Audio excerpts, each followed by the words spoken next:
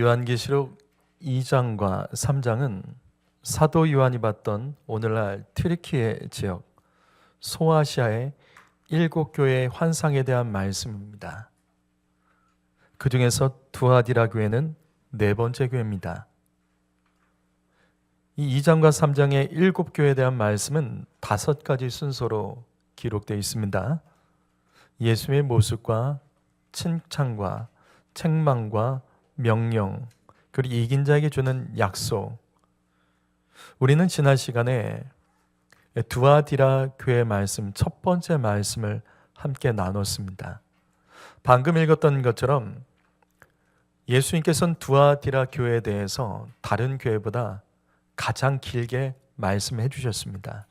그렇다면 두아디라 교회는 어떤 교회길래 주님께서 이렇게 길게 말씀을 하셨을까? 지난 시간 내용을 간단하게 다시 반복을 하면 두아디라, 이 두아디라는 7교회가 있었던 도시 중에 가장 작은 평지의 도시입니다. 소아시아의 주요 도시들, 그런 도시들은 성을 쌓은 도시로 해안에도 성을 쌓고 산에도 산성을 쌓아서 적들의 침략을 대비하여 세워진 도시들로, 그런 도시들이 발전합니다. 하지만 두아디라는 처음부터 평지 도로에 만들어진 작은 도시입니다. 원래는 농부와 목동들이 털을 잡고 살아가던 한적한 시골 마을이 두아디라입니다. 하지만 헬라의 셀류쿠스 1세가 BC 300년경에 이 지역을 다스리면서 이 길목이라는 이 점을 중요하게 여겨 여기에 군사도시를 세웁니다. 두아디라 도시를 군사도시로 만듭니다. 하지만 이 판단이 잘못됐죠. 왜냐하면 길목이었기 때문에 사방의 적들에게 공격을 받습니다. 결국 BC 133년 로마에게 이 땅을 빼앗깁니다. 그리고 로마는 군사도시로서 이 도시를 사용하지 않고 평지 길목이라는 점을 감안하여 사람들을 이주시키고 상업도시로 발전시켜 갑니다. 두 번째로 두아디라는 자주색 옷감 염색 사업이 발달했습니다. 이것은 사도행전 16장 14절에도 나옵니다. 두아디라가 당시 상업의 도시라는 것은 이처럼 성경에 기록되어 있습니다. 그중 염색 기술이 뛰어나서 그 옷감 중에 최고가, 그러니까 최고급 옷감인 자주색, 이 자주색 염색을 잘해서 그와 같은 이 옷감을 아시아와 아프리카, 유럽 전 지역에 수출했습니다. 당시 자주색 옷감은 부와 권력을 상징하는 것으로서 매우 비싸게 팔렸습니다. 지금 이 말씀도 두아디라 출신의 루디아라는 여인이 지금 바다를 건너 유럽 땅 빌립보에서 옷감을 수출하여 판매하고 있을 때 바울을 만난 말씀입니다. 그만큼 두아디라는 이 자주색 고급 옷감을 로마 제국 안에서 가장 유명하게, 가장 활발하게 세계적으로 판매를 하던 그 땅입니다. 그리하여 두아디라는 이 상인조합 길드라고 합니다. 이 상인조합과 강력한 우상숭배 도시로 발전해 갑니다. 두아디라는 평지라는 한계 때문에 유대인들과 헬라인들이 정착하면서 상업과 무역의 도시로 바뀝니다. 그로 인하여 이 작은 도시의 핵심은 상인조합 길드입니다. 길드의 영향력이 매우 막강합니다. 두아디라에서 먹고 살려면 반드시 상인조합 길드에 가입을 해야 됩니다. 그런데 당시 두아디라는 소아시아의 작은 로마라고 불렸던 버가모에서 지켜주는 위성도시였습니다. 그래서 두아디라는 버가모의 영향을 받아서 이 도시 안에 각종 우상과 신전들이 매우 많았습니다. 그런 상황에서 두아디라의 이 상인조합에서는 정기적으로 우상의 신전에 우상 숭배를 반드시 참여하도록 했습니다. 그 이유는 두아디라 상인조합이 이 우상 숭배와 한 덩어리가 되어 있었기 때문이에요. 이게 왜 그러냐면 지난 시간 말씀처럼 두아디라는 상업의 도시입니다. 그래서 돈을 빌려주는 은행이 필요합니다. 즉 물건을 다른 지역에서 대량으로 구매해서 장사를 해야 되고, 또 물건을 대량으로 만들기 위해서 그것을 판매하기 위한 재료비가 또 필요했습니다. 이러한 돈을 신전에서 빌려서 사용합니다.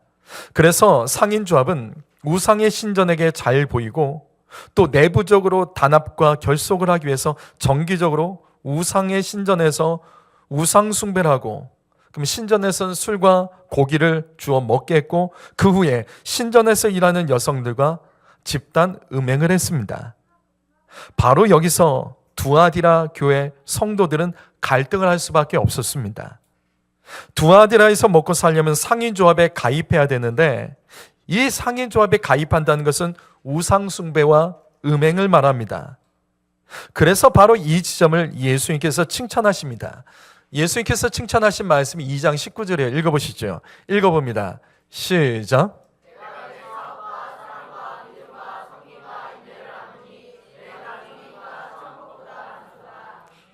예수님은 두아디라 교회를 5가지로 칭찬하셨습니다. 사업, 사랑, 믿음, 섬김, 인내.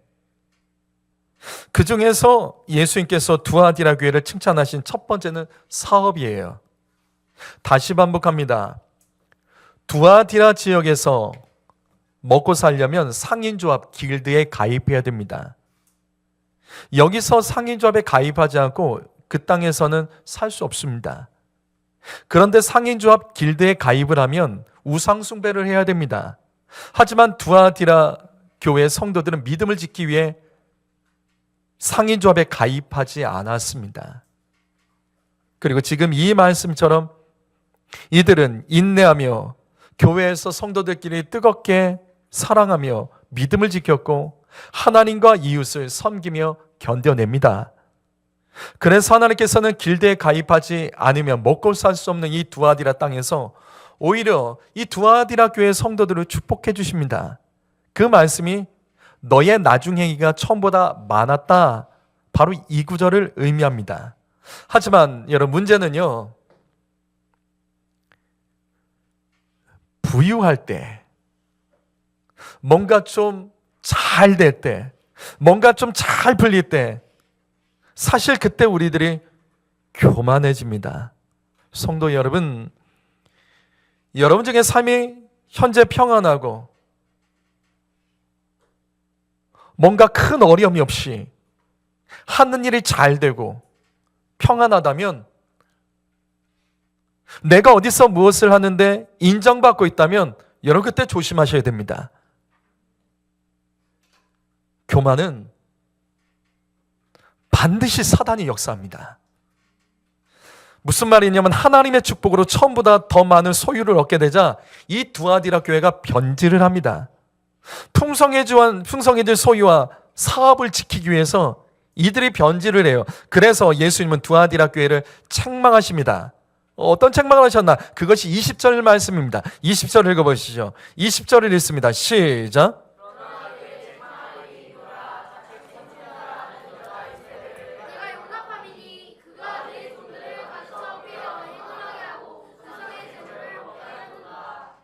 두아디라 교회가 받은 책망은 자칭 선지자라는 여자 이세벨을 용납한 겁니다. 이세벨은 교회 안에 들어와서 두아디라 교회 성도들이 우상의 제물을 먹고 음행하도록 가르쳤습니다. 다시 말해서 상인조합에 가입해서 그들과 똑같이 우상 숭배하고 행음하도록 이 일을 부추긴다고요. 근데 성도들이 이걸 따라간 거예요. 그렇다면 자칭 여기 여선지자 이세벨은 구체적으로 누구일까? 우선 이세벨이라는 이름은 구약 성경에 나오는 실존 인물이죠. 열왕기상 말씀 보시게 되면 그녀는 북이스라엘 왕 아합 왕의 부인이죠. 원래는 시돈 왕 엣바알의 딸입니다. 철저한 우상 숭배자입니다. 그래서 그녀가 남편 아합 왕과 함께 북이스라엘을 다스릴 때 하나님의 선지자를 무참히 살해합니다. 그리고 하나님이 예배하던 제단을 무너뜨리고 바알과 아세라 우상을 숭배하는 나라로 그 나라를 바꿔버립니다. 그래서 이스라엘 사방에서 우상을 예배하고 우상의 신전에서 술에 취하여 음행하는 자들이 그 당시에 넘쳐나게 됐어요. 예수님은 두아디라 교회가 이와 똑같은 짓을 부추기고 가르쳤던 이 이세벨을 교회가 적극적으로 막지 않고 용납했던 그 죄에 대해서 책망하십니다. 여기 자칭 여선지자 이세벨, 그녀에 대해서 해석은 여러 가지가 있습니다. 그런데 아마도 여기 자칭 여선지자라는 뜻은 다른 지역에서 두아디라 지역으로 들어온 여인 같습니다. 그래서 예수님은 굳이 이 여인을 이세벨이라고 불렀어요. 이세벨은 이스라엘 사람이 아니에요. 그녀는 시돈 사람, 외국인이었습니다. 그래서 아마 이 떠돌던 이 여인이 이 두아디라 지역에 들어와서 여선지자 역할을 감당하며 교회를 무너뜨린 일을 합니다. 여러분, 이 여인은 두아디라 교회에 들어와서 자신을 선지자라고 소개합니다. 19절과 20절 말씀 보시면 이때 두아디라 교회가 잘못을 해요. 예수님의 칭찬을 듣던 19절 말씀처럼 사랑으로 그녀를 용납하는 거예요. 그녀에 대한 의심을 하지 않고 그녀를 용납하며 받아들입니다. 여러분, 지난 시간 말씀 기억하십니까? 여러분, 두아디라 교회를 이해하려면 에베소 교회와 자꾸 중첩해서 보셔야 돼요. 에베소 교회의 반대가 두아디라 교회라고 이해하시면 됩니다. 에베소 교회는 가장 큰 도시에 있었던 가장 큰 교회였고, 두아디라 교회는 가장 작은 도시에 있었던 시골 교회입니다. 에베소 교회는 처음에는 좋았지만 나중에 좋지 않았고, 그래서 책망을 받았지만 19절 말씀 보면 두아디라는 반대죠. 처음에는 힘들었지만 나중에 결국 좋아지게 됩니다. 그렇게 해서 칭찬을 받았던 교회가 두아디라예요. 무엇보다도 계시록 2장 2절을 보시면 큰 차이가 나요. 여기 에베소 교회예요. 에베소 교회가 칭찬을 들었던 것 중에 하나가 바로 용납하지 않았다는 겁니다. 악한 자들, 자칭 사도라는 자들, 끊임없이 시험하여 악한 자들의 정체를 들러세고 드러내서 그들과 싸웠던 교회, 즉 악한 자들로부터, 이단들로부터 교회를 지켜낸 교회가 에베소 교회입니다. 하지만 두아디라 교회는 반대였지요. 용납합니다. 자칭 여선지자 이 이세벨을 용납합니다. 그의 악한 정체를 들쳐 싸우지 않고 사랑으로 용납을 해요. 그래서 두아디라 이 교회 목회자가 잘못한 거예요. 왜 잘못했냐면 고린도전서 12장 28절과 29절 말씀, 고린도 교회도 똑같아요. 이게 당을 짓고 싸우게 되는 거예요. 사도의 권위가 교회 안에 무너지면서 이 고린도 교회는 당파로 나눠져 싸우다가 무너진 교회입니다. 이때 사도 바울은 교회의 질서를 가르칩니다. 교회는 첫째가 사도, 둘째가 선지자, 셋째가 교사, 그 다음에 능력 행하는 자, 기타 등등. 그러면 말합니다. 어떻게 다 사도가 되겠느냐? 어떻게 다 선지자겠느냐? 각자의 역할이 있다는 거예요. 이 질서가 유지가 돼야지 교회는 흔들리지 않습니다. 신약시대 교회는 질서가 분명해요. 그 중에 가장 핵심이 선지자예요. 구약시대까지 선지자의 역할은 사도의 역할과 똑같았어요. 선지자는 구약시대 하나님의 말씀을 대언하고 선포하는 자였습니다. 하지만 신약시대는 그렇게 하면 안 돼요. 왜? 말씀을 대언하고 가르치는 사역은 사도, 즉 목회자에게 주어졌기 때문이에요. 그래서 신약시대부터는 각 지역에 떠돌던 선지자들이 교회 안으로 들어오게 됩니다. 교회 안에 들어와서 사도와 목회자의 지도를 받아서 교회를 세우는 역할을 감당하게 돼요. 이때 선지자의 역할은 목회자를 도와서 기도하며 영적인 일에 집중하는 사역을 감당합니다. 하지만 오늘 말씀 보십시오. 두아디라 교회 목회자가 이걸 놓친 겁니다. 두아디라라는 예수 믿기 힘든 지역에서 성도들이 뜨겁게 서로 사랑하며 하나 되는 것은 중요해요. 하지만 교회의 질서를 가르치지 않았습니다. 악한 것을 분별해서 싸우지 않았어요. 분명 교회 목회자가 있고 가르치는 교세가 세워졌지만 여기 20절 말씀처럼 자칭 선지자라는 여자 이 이세벨은 다른 성도들을 가르치며 목회자의 행세를 하지만 이걸 용납해버려요. 교회가 용납합니다. 사랑을 너무 강조하다 보니까 질서가 무너진 거예요. 성도 여러분, 분명 교회는 사랑이 많아야 됩니다. 하지만 절제가 되지 않는 사랑과 용납은 절대 하나님의 방법은 아니에요. 이게 무슨 말이냐면 성령의 9가지 열매가 있죠. 성령의 9가지 열매 첫 번째가 뭐죠? 성령의 9가지 열매 첫 번째가 뭐죠? 사랑이죠. 그리고 마지막이 절제입니다. 여러분, 이 말씀 우연이라고 여기지 마십시오. 성령의 역사는 절제가 반드시 이루어져야 돼요. 그 중에서 사랑이 첫 번째지만 사랑이 절제가 있어야 됩니다.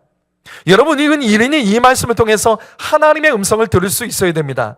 사랑은 성령의 열매입니다. 사랑은 성령의 열매예요. 무슨 말이냐면 기도하는 사람이 진짜 사랑할 수 있는 겁니다. 그런데 기도하는 사람이 절제하며 사랑할 수 있는 거예요. 기도하지 않는 사람은 감정적으로 사랑할 수 있지만 기도하는 사람은 절제하면서 사랑할 수 있는 거예요. 기도하는 사람은 사랑한다고 모든 걸 용납하지는 않아요. 왜?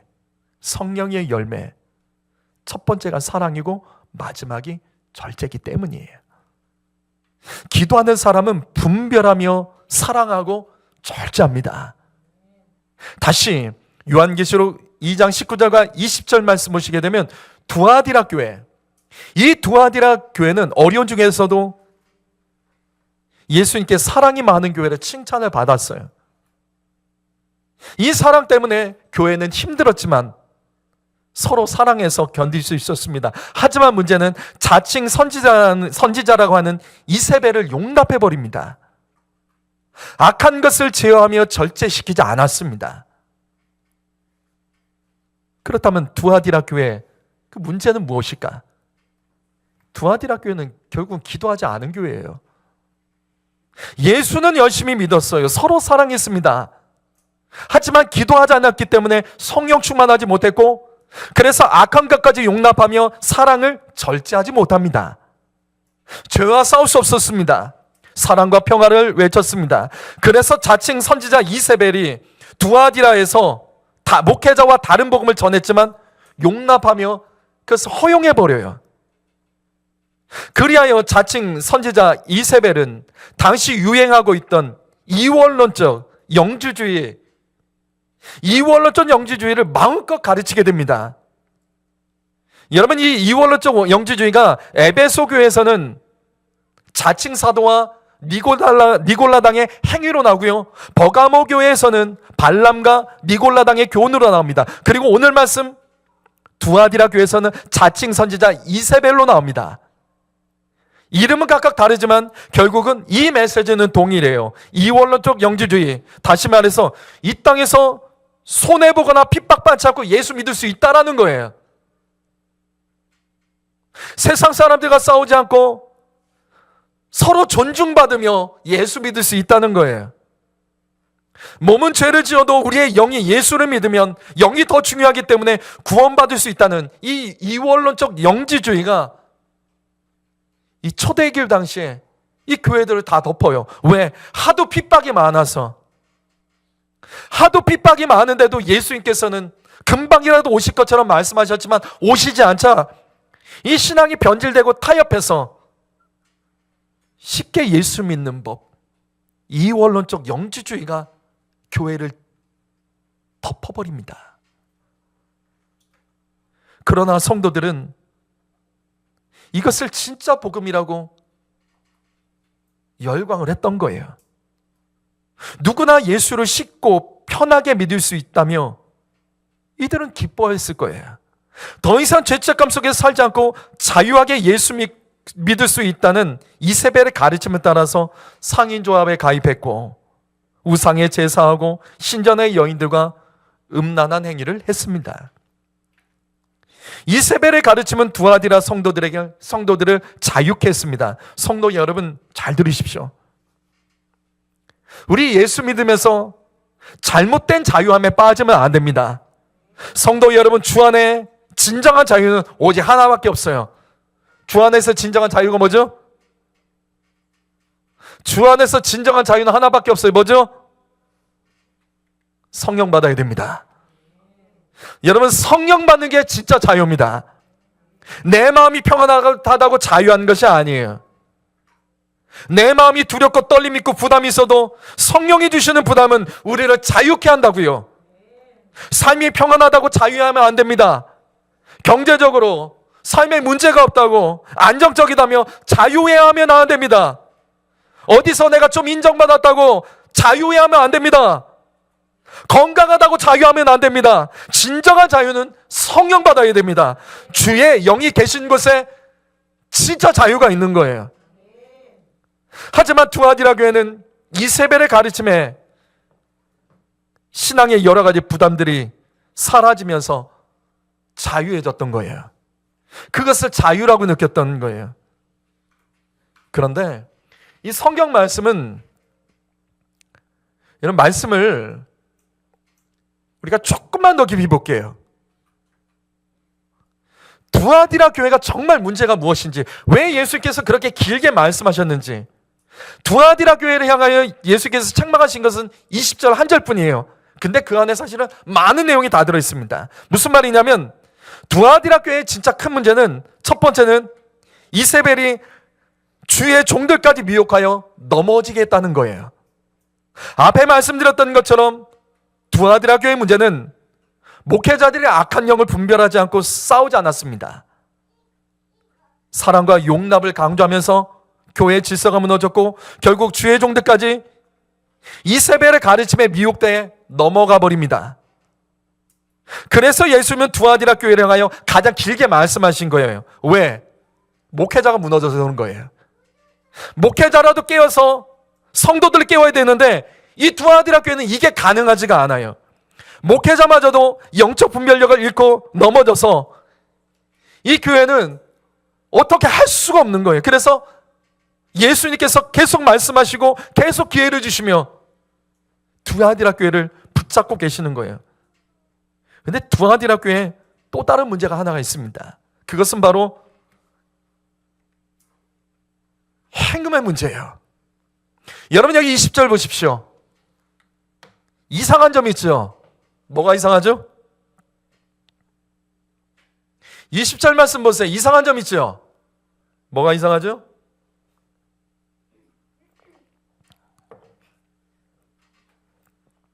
뭐가 이상할까요? 보이세요?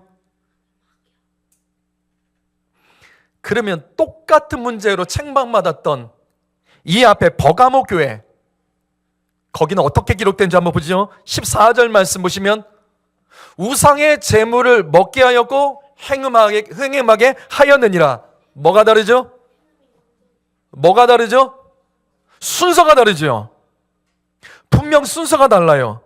원래 순서는 2장 14절이 맞아요. 우상의 재물을 먹고 술에 취하여 신전의 여인들과 행음하는 것이 맞아요. 근데 이 두아디라 교회는 아니에요. 달라요. 여기는 급이 달라요.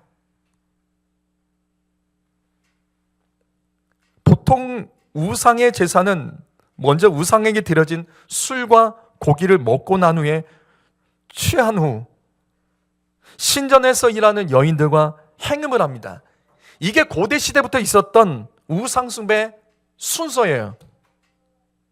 근데 버가모 교회도 그래서 그 문제가 있었어요. 기록하고 있죠. 하지만 두아디라 교회는 다릅니다. 행음을 하다가 우상의 재물까지 먹은 거예요. 그렇다면 이게 무슨 의미죠? 20절 의미가 뭐죠? 행음을 하다가 우상의 재물까지 먹었다는 게 무슨 뜻이죠? 다시, 행음을 하다가 우상의 재물까지 먹었습니다. 그 무슨 의미죠?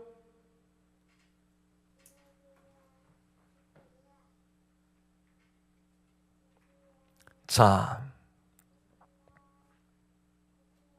이 말씀은 처음에는 두아디라 교회 성도들이 이세벨의 가르침을 받아서 길드에 가입하여 우상숭배한 게 아닙니다.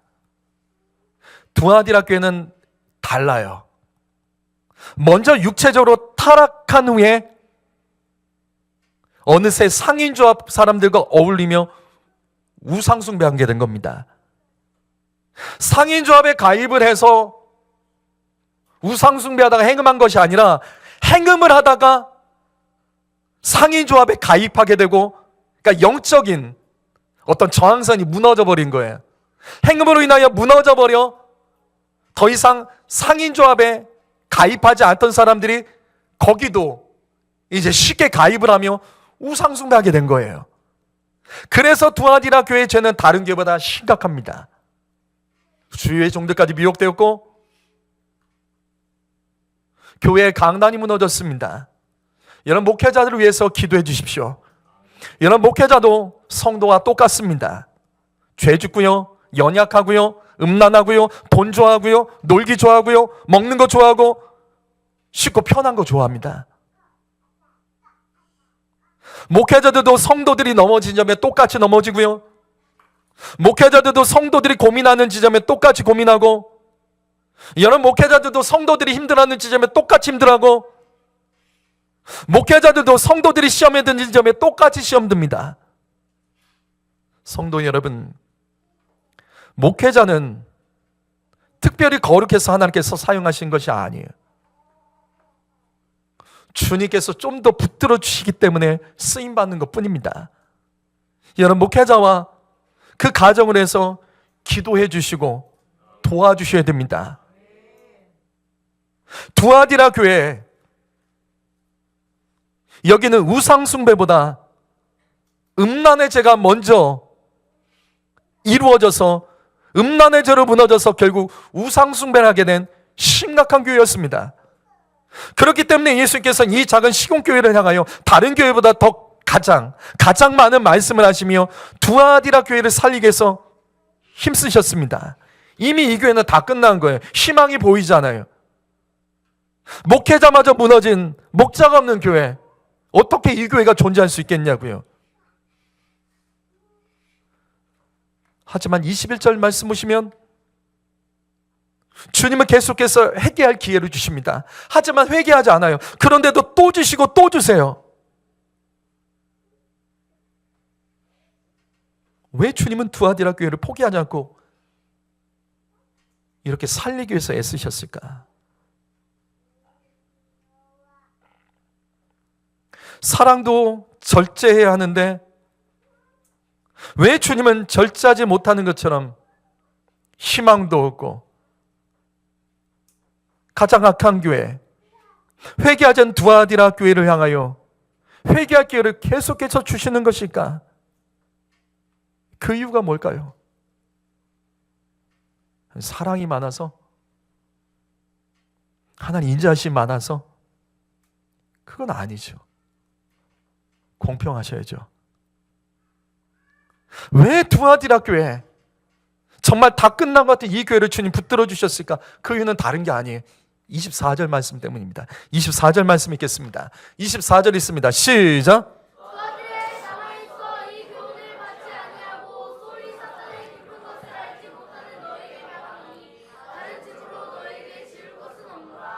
여기 두아디라에 남아 있어 이 교훈을 받지 아니하고, 여기서 이 교훈을 받지 아니하고 이 교훈을 받지 않았다는 것은 그 다음 구절, 소위 사단의 깊은 것을 알지 못하는 사람들, 사단의 깊은 것을 알지 못하는 사람들을 말하는 거예요. 다시 말해서 두아디라 교회는 자칭 선지자 이세벨의 교훈을 받아들이지 않고 교회를 지키고 있는 남은 몇 사람들이 있었기 때문이에요. 이들은 사단의 깊은 것, 즉 사단의 교훈을 깊이 알려고도 하지 않았고 배우려고도 하지 않았고 궁금해하지도 않았습니다. 성도 여러분, 죄를 알아야지 죄와 싸우는 건 아닙니다. 죄를 몰라도 하나님을 알면 죄를 이길 수 있습니다. 여러분, 이단을 알아야지 이단과 싸울 수 있는 건 아니에요. 이단 몰라도 돼요.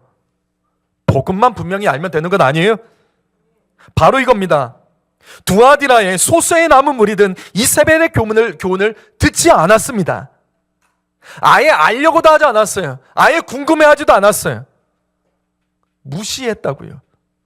이들은 오직 하나님의 말씀만 깊이 묵상했습니다. 교회에서 주의 종교까지 넘어졌지만 그들은 그 교회를 포기하지 않고 엎드려 하나님께 은혜를 구했습니다. 그렇기 때문에 예수님께서는 두아디라 교회, 이거 다 끝난 교회를 포기하지 않으시고 이 교회가 어려워졌어도 주님을 더 깊이 알기 원하는 그 남은 자들, 그 몇 사람들 때문에 주님은 이 교회를 끝까지 붙들어 주시고 이렇게 길게 말씀하시는 거예요. 이 말씀에 마지막 구절 보십시오. 예수님은 그들에게 다른 짐을 지울 것이 없다.